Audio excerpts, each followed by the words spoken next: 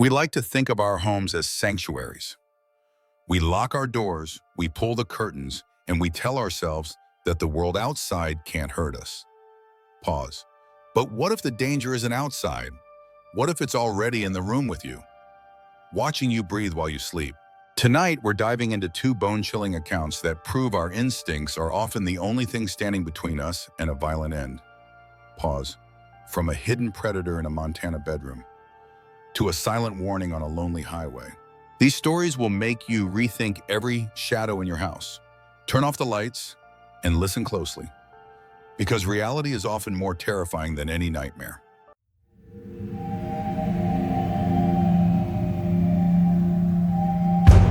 Billings, Montana, 1998. It was a quiet town, the kind of place where you never had to lock your doors until that night. My family was hosting a foreign exchange student named Faye. She was from China, about my age, and she felt like a little sister to me. One Friday night, we snuck out to a party. We got home late, around 1 o'clock a.m., quiet as mice, trying not to wake my parents. Faye silently crept into her room, and I crashed into bed. I fell asleep within minutes. But then, a sound woke me. Pause, and a slow and agonizing, a creak. I opened my eyes, groggy, disoriented. Pause. My closet door, which I knew was shut, was slowly creeping open. A silhouette emerged. It was tall, standing there in the shadows with a strangely misshapen head. I suffer from sleep paralysis, so I tried to rationalize it. I told myself, it's just a dream. It's not real. I watched, frozen, as the figure tiptoed to the foot of my bed. It stood there, swaying side to side, watching me breathe. I closed my eyes, praying for the specter to disappear.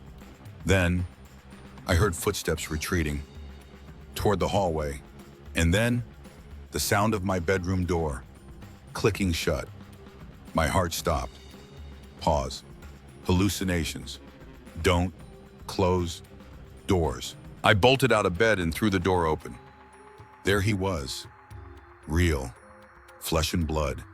He was standing at Faye's door, reaching for the handle. The misshapen head was just a mask. In his hand, a heavy club. On the floor by his feet was a length of rope. I screamed, "Hey!" He jumped. Faye started screaming. My dad charged out with his shotgun, but the man was already gone, sprinting down the stairs and disappearing into the night. The police told us later that he had been hiding in that closet for nearly 12 hours. Pause. 12 hours. He was in there while I was getting ready. He was in there while my parents were watching TV. He wasn't there for me. He was there for Faye. He just picked the wrong door first. I still check my closet every single night because doi ki, the things you see in the dark, are real.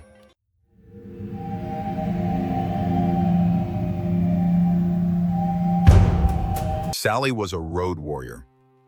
Back in the 80s, she'd regularly drive 20 hours straight from the border of Canada all the way down to Oklahoma. She did it to save money, and she did it to get where she was going as fast as possible. Pause. On this particular trip, after 15 hours behind the wheel, the exhaustion finally started to win. She decided to pull over at a rest stop. It was brightly lit, busy with other travelers, and felt perfectly safe. Pause. An elderly couple in a massive RV pulled up right beside her. They got out, stretched their legs, and struck up a friendly conversation with Sally. They were headed north, they were tired, and they just wanted to sleep.